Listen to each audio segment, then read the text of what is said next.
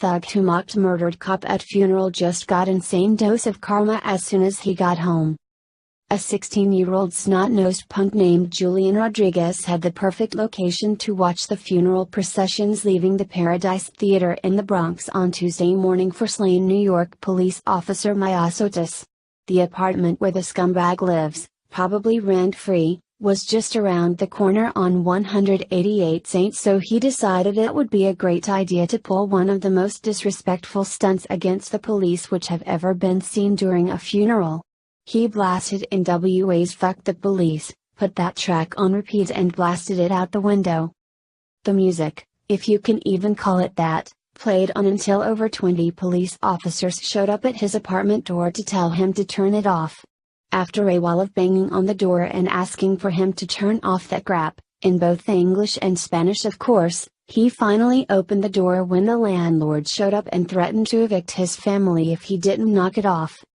When he finally opened the door, he explained that his brother and friend were both killed by the police, so since the police didn't respect them, he wasn't going to respect the police.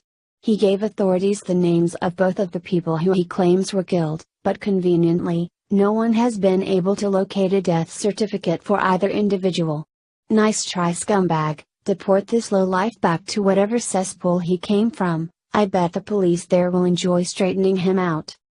New York City, the head of the NYPD union slammed Mayor Bill de Blasio on Sunday for flying to Germany to attend the G20 protests, even as the city still mourns the deadly shooting of a NYPD officer.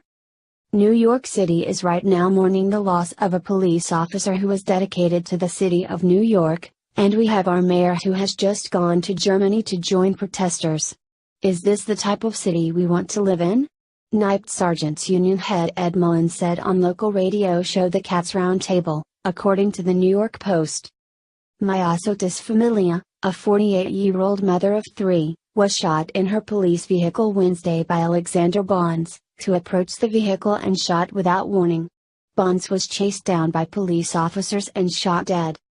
But instead of staying in the city, de Blasio jetted off to Germany on Thursday for the protests beginning Friday to protest the G20 leaders meeting in Hamburg, including President Trump. Mullins said the anti-cop atmosphere in the city had reached a boiling point and said it needed leadership from City Hall to dispel some of the anti-cop myths. We have a very anti-police atmosphere. We are not seeing any kind of leadership that comes out and explains the facts that are out there are not true. The police are not your enemy, he said.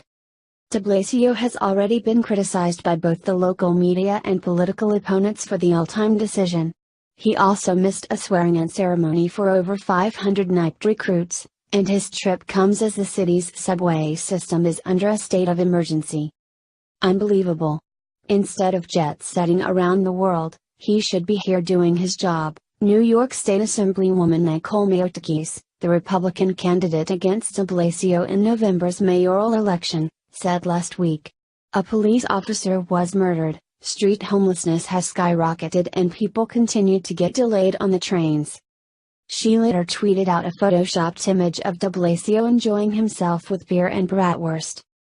On Monday, President Trump turned up the heat on de Blasio by retweeting a Fox News segment reporting on Mullins' comments about de Blasio's trip. What the hell is going on in New York City? How did a city so grand go from having America's mayor, Mayor Rudy Giuliani, to a communist hack like Bill de Blasio in only 15 short years? Did 8 years of Barack Hussein Obama really damage us so badly that the disrespect the 16-year-old showed is considered okay? Then again, how can we expect better than the mayor shows even worse disrespect?